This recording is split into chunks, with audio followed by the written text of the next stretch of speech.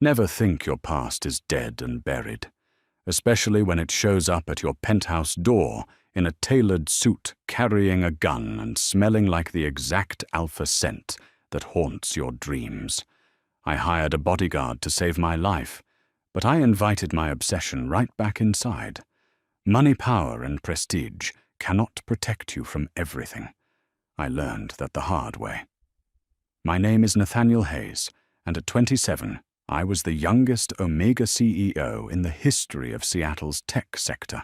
I fought tooth and nail to build Hayes Innovations, masking my secondary gender with expensive military-grade suppressants and tailored suits that hid any hint of my natural scent.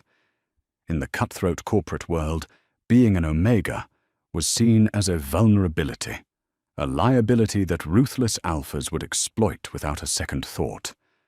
I refused to be prey.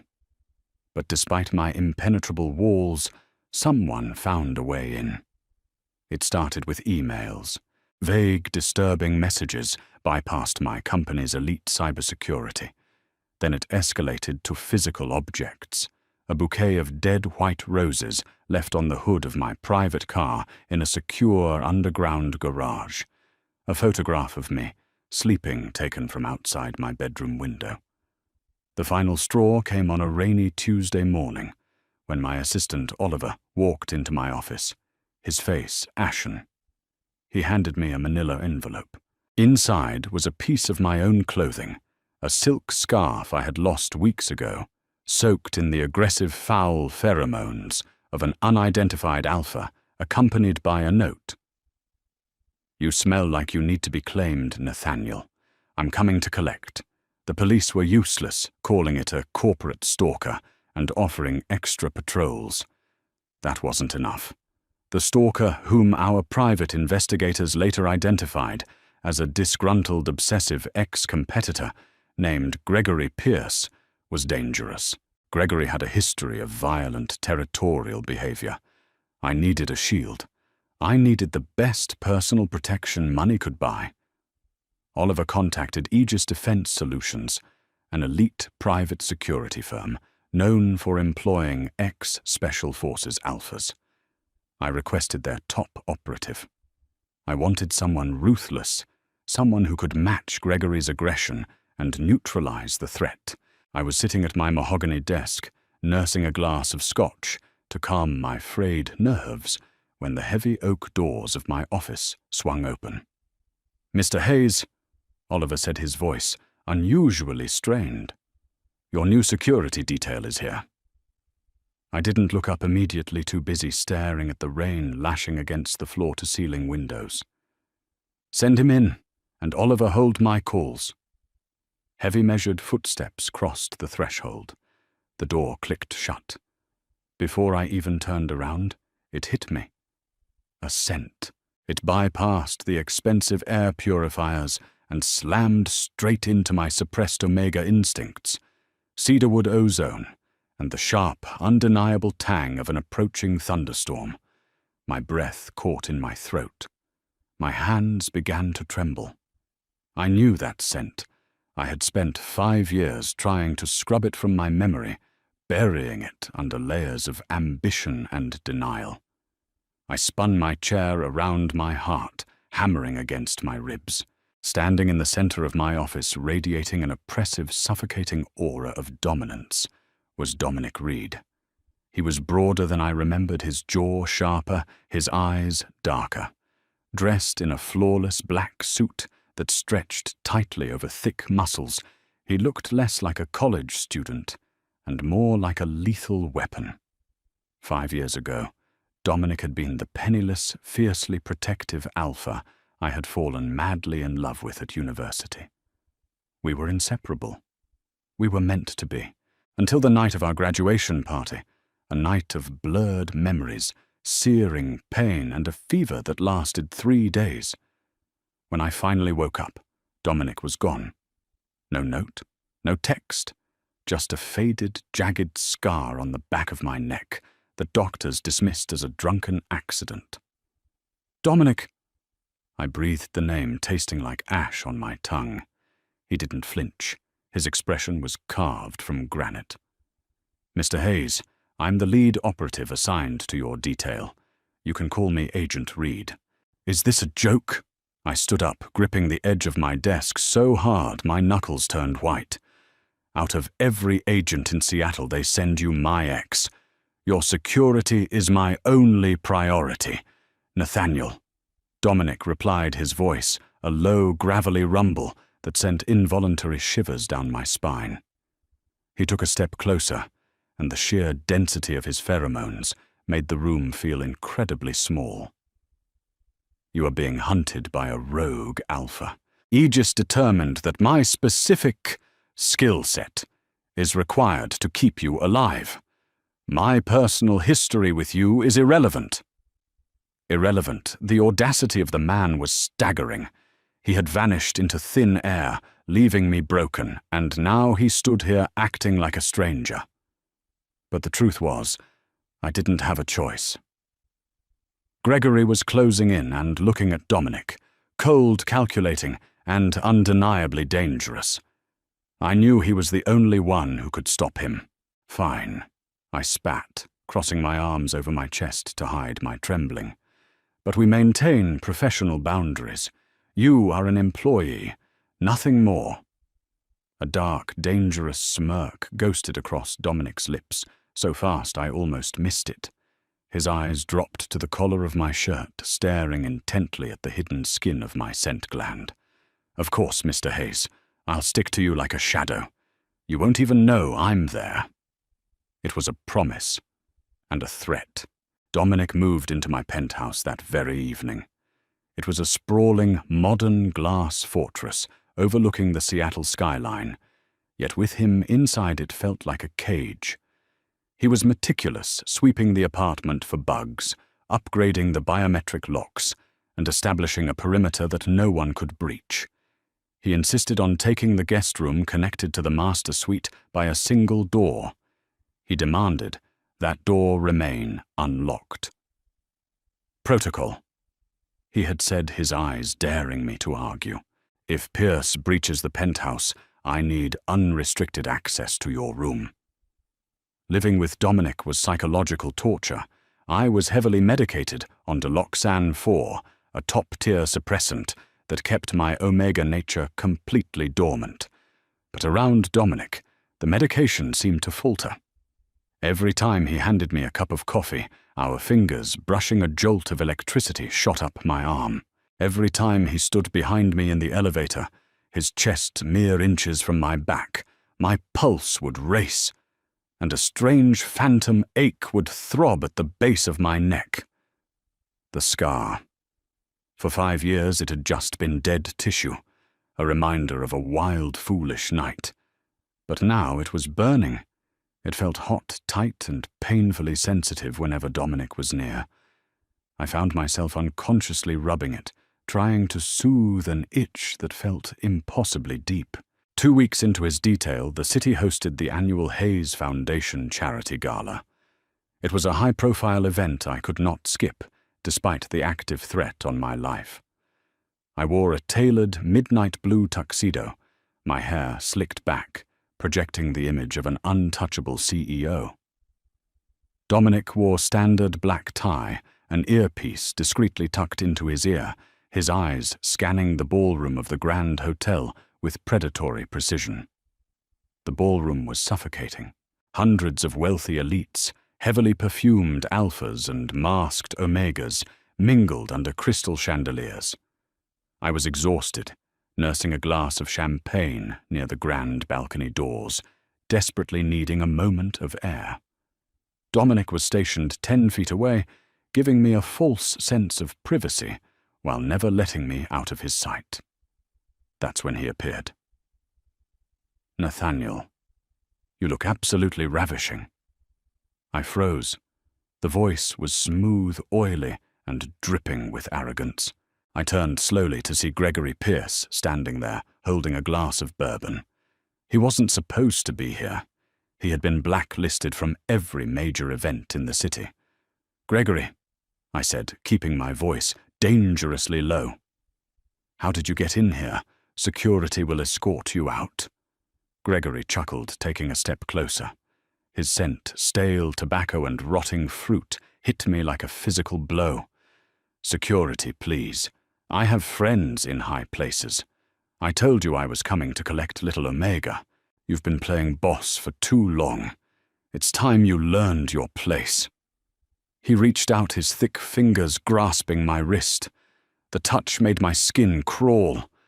"Let go of me," I hissed, trying to yank my arm away, but his alpha strength was overwhelming. "You smell suppressed." Gregory leaned in his nose, inches from my neck, inhaling deeply.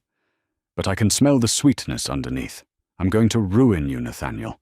I'm going to bite you so deep you'll never—" He didn't get to finish his sentence.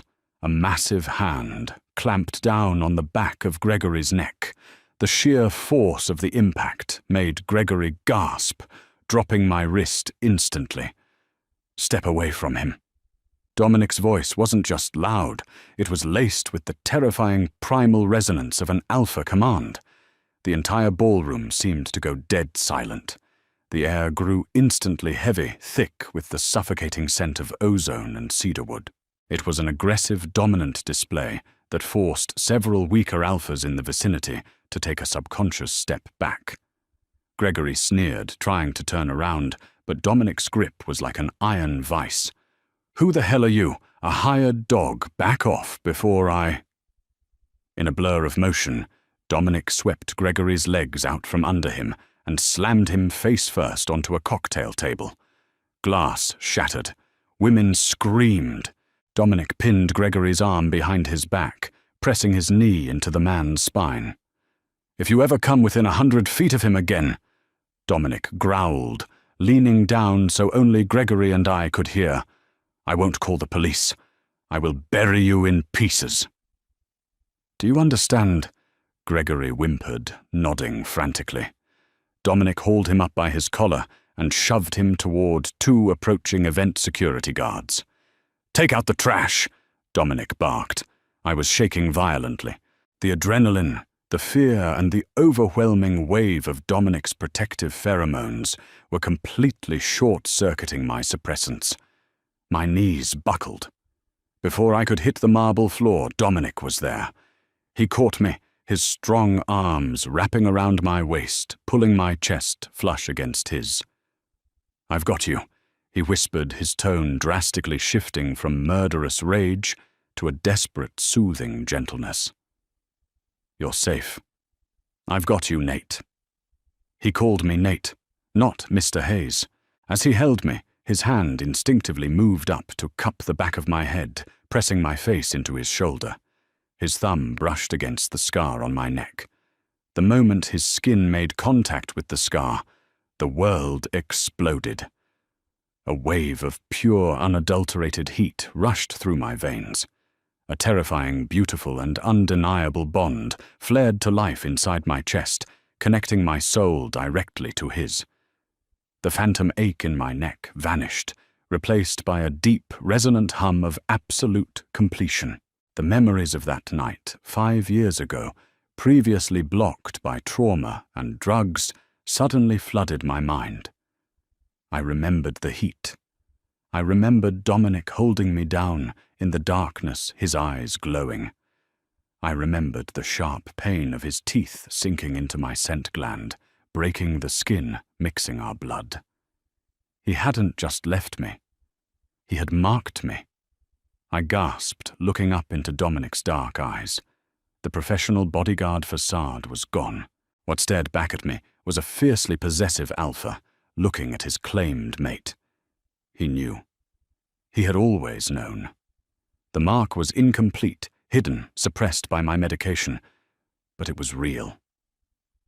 "Dominic!" I choked out, tears of shock welling in my eyes. "What did you do to me?" His thumb stroked the burning scar one more time. "I claimed what was mine, Nathaniel, and I'm never leaving again." Silence is never truly quiet when your body is at war with itself.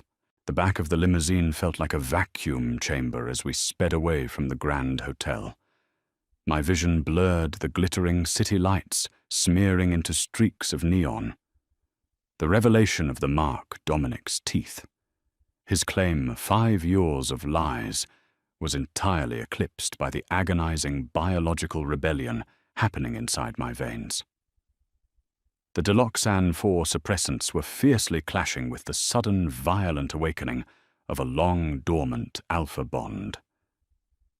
My skin burned. A horrifying, suffocating fever spiked within minutes. I collapsed against the leather seats, gasping for air as my lungs constricted. "Nate! Hey, stay with me!" Dominic barked, his voice laced with pure panic. He tore off his suit jacket, pressing his cool hands against my burning cheeks. "Driver divert to Seattle Presbyterian. Now call ahead to Dr. Gallagher. Tell him we have a code red Omega rejection." "I can't breathe." I choked out my fingers, clawing at my collar. The scar on my neck was no longer just a scar. It was a throbbing, radiant epicenter of agony. We hit the emergency department bay with screaming tires. Paramedics were already waiting with a gurney. The transition from the car to the blinding white lights of the trauma center was a chaotic blur. This wasn't a standard hospital wing. Dominic had directed us to a private, high-security medical tier that mirrored the intense, rigorous triage protocols of a military facility. It felt like I was being wheeled into Walter Reed's critical care unit. "BP is crashing 70/40 and dropping," a nurse shouted as they rushed me through the swinging double doors of the surgical theater. "Get the Alpha out of here," another voice demanded. "I'm not leaving him." Dominic roared, his pheromones flaring so aggressively that the medical equipment seemed to rattle. "You have to Agent Reed, or your scent will throw him into complete shock," shouted Dr. Gallagher, a stern, grey-haired physician in green scrubs. "His body has been metabolizing military-grade suppressants for 5 years. Your sudden proximity and the activation of a latent mating bite are causing his immune system to attack the bond. We need to stabilize his core temperature and flush his blood, or his organs will fail." I barely registered Dominic being physically shoved out of the room by security. The next few hours were a descent into medical hell. Needles pierced my skin. Cold saline and potent neutralizers flooded my system. The intense beeping of the ICU monitors formed a terrifying symphony. Through the haze of painkillers and delirium, I felt them working on my neck, carefully treating the inflamed, corrupted scent gland. When I finally opened my eyes, the world was cast in the dim blue light of the intensive care unit. The rhythmic whoosh of a ventilator in the next room was the only sound. I felt hollowed out, weak, yet strangely clear-headed. The heavy artificial fog that had clouded my mind for 5 years was gone. Dominic was sitting in a rigid plastic chair beside my bed, his elbows resting on his knees, his face buried in his hands. He looked broken. The flawless, untouchable bodyguard was gone, replaced by a man drowning in guilt. "You almost killed me," I whispered, my voice raw and raspy. Dominic's head snapped up. His eyes were bloodshot. He didn't reach for me. He kept his hands firmly planted on his knees, as if terrified that touching me again would break me. "I know," he said, his voice cracking. "I am so sorry, Nathaniel. I never meant for this to happen. The suppressants. I didn't know you were taking something so toxic. If I had known, I would have kept my distance. I would have found another way." "Why did you do it?" I demanded, the anger finally piercing through the exhaustion. "Why did you mark me and then vanish 5 years, Dominic? I thought I was losing my mind. I thought you abandoned me because I wasn't enough." Dominic squeezed his eyes shut, a tear escaping and tracing a line down his jaw. "Because I was a weak, penniless kid, and you were the heir to the Hayes Empire. The night of our graduation, after I lost control and bit you, I was approached by your grandfather Harrison." My breath caught. My grandfather Harrison Hayes had been a titan of industry, a ruthless patriarch who died 3 years ago. Harrison knew we were together. Dominic continued, his voice heavy with regret. He caught me outside the dorms. He told me that a cartel of rival businessmen had put a bounty on you. They wanted to kidnap you to leverage Harrison's assets. He told me that an unmarked, unprotected Omega would be a prime target, and a bonded Omega with a weak, unproven alpha mate would be even worse. He gave me an ultimatum: leave you and let him protect you with his private army, or stay and watch you get killed because I didn't have the resources to keep you safe. So you just left? I asked, fresh tears sliding down my temples. You let him bully you away? I left to become someone who could protect you, Dominic said, fiercely leaning forward. I joined the military. I trained until I bled. I joined Aegis to build a network to acquire the skills and the power to defend you against anyone in the world. I monitored you from afar. I made sure Harrison kept his word. But when he died, the protection vanished. And then Gregory Pierce started circling. Gregory. I muttered the name, leaving a foul taste in my mouth. He said he was coming to collect. Why is he so obsessed with me now? Hayes Innovations is doing well, but it's not worth this level of risk. Dominic's expression hardened. He reached into his jacket pocket and pulled out a heavy, wax-sealed envelope. It's not about the company, Nate. It's about what Harrison left behind. I intercepted this from Pierce's office during a covert sweep last week. It's the real reason he's hunting you. Confusion clouded my mind as I took the heavy envelope from Dominic's hands. The wax seal bore the ancient Hayes family crest. My grandfather was a notoriously secretive man, obsessed with legacy and paranoia. I broke the seal with trembling fingers and pulled out a stack of aged parchment and a heavy brass key with intricate archaic engravings. What is this? I asked, scanning the faded handwriting.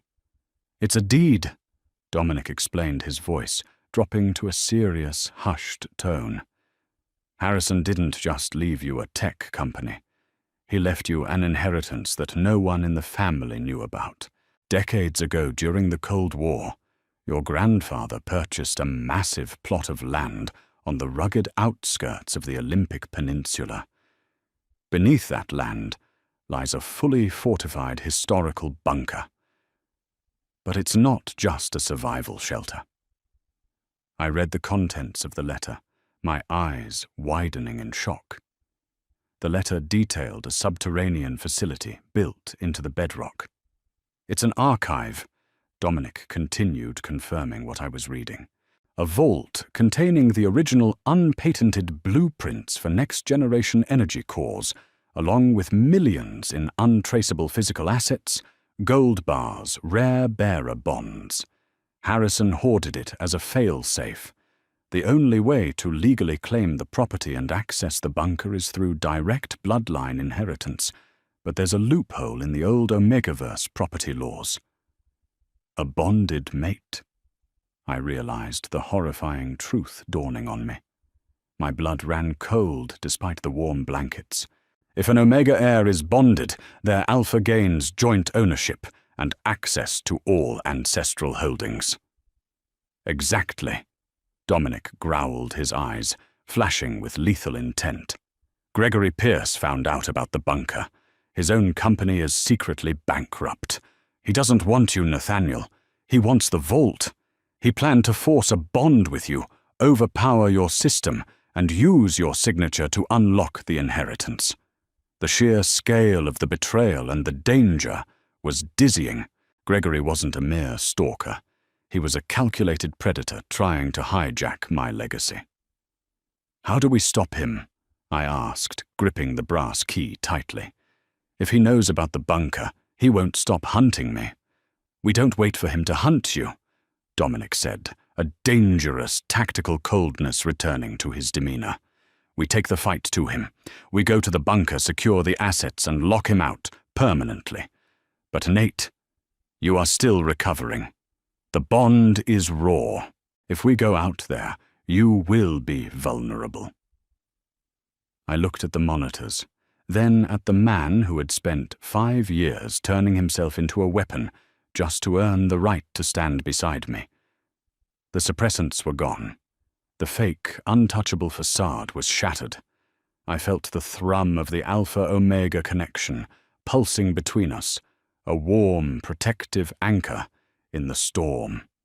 "I'm not hiding anymore," I said firmly, throwing off the thin hospital blanket. "Get me my clothes. We are going to that bunker." 3 days later, we were flying in a chartered helicopter over the dense, mist-shrouded forests of the Olympic Peninsula. The weather was brutal rain lashing against the glass, matching the turbulent energy inside the cabin. I was dressed in heavy tactical gear, the brass key secured on a chain around my neck. Dominic sat across from me, checking the magazine of his assault rifle, his jaw set in a grim line. The coordinates led us to a desolate, overgrown valley. Disguised beneath a dilapidated, centuries-old logging mansion was the entrance to the bunker. The mansion itself was a towering, rotting skeleton of wood and stone, completely reclaimed by nature. We landed a mile away and hiked through the torrential rain. The mud sucked at our boots. Dominic moved like a shadow, his senses on high alert. The bond allowed me to feel his heightened state, the sharp spikes of adrenaline, the fierce, unyielding need to protect. "We are close," Dominic whispered, signaling for me to stop behind a massive redwood. "The entrance is beneath the cellar trap door of the main house." We crept toward the ruined mansion. The air was thick with the smell of wet earth and decaying wood. But as we stepped onto the sagging porch, another scent cut through the rain. Stale tobacco and rotting fruit. "He's here!" Dominic hissed, shoving me behind him and raising his rifle. A spotlight suddenly blazed to life, blinding us. Laughter echoed from the shadows of the porch. Gregory Pierce stepped out from behind a stone pillar, flanked by 4 heavily armed mercenaries. I knew the little Omega couldn't resist checking out his new toys. Gregory sneered, holding a heavy revolver. "Thanks for bringing the key, Nathaniel. It saves me the trouble of digging through your penthouse." "It's over, Pierce." Dominic's voice boomed over the rain, an undeniable alpha command that made the mercenaries flinch. "You are trespassing on private property. Drop your weapons and you might walk out of here alive." "Big words from a hired gun," Gregory spat. "Kill the Alpha. Bring the Omega to me. I'll bite him right here in the mud." Gunfire erupted. The sound was deafening. Dominic tackled me, throwing us both off the porch and behind a heavy stone retaining wall, just as bullets splintered the wood where we had been standing. "Stay down," Dominic yelled, pulling a flashbang from his tactical vest. He pulled the pin and hurled it over the wall.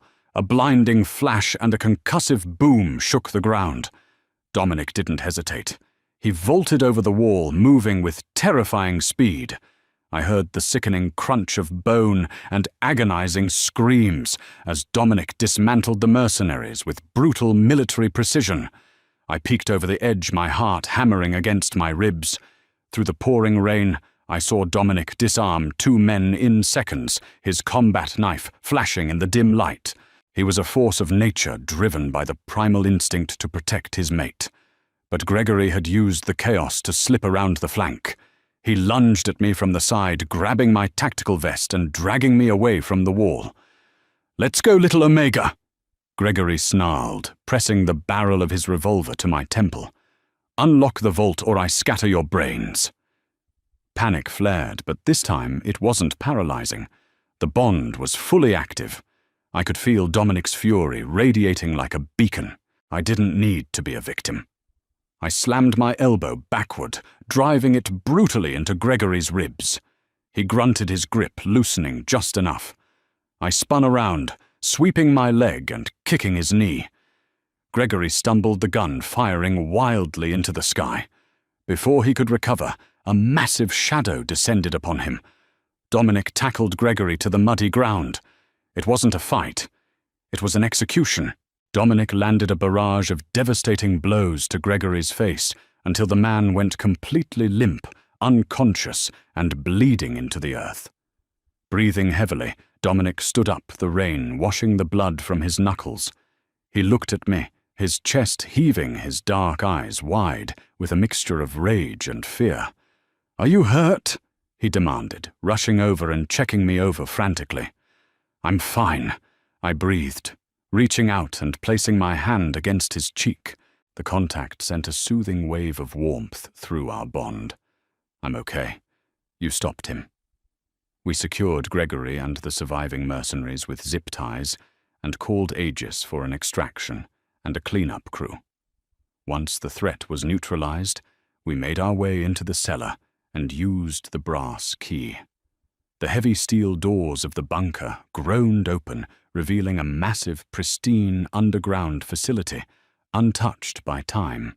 Rows of servers' vaults containing gold bullion and secure files lined the illuminated halls. Harrison's paranoid legacy was real, and it was mine. But as I stood in the center of the vault, looking at billions of dollars in hidden assets, none of it seemed important.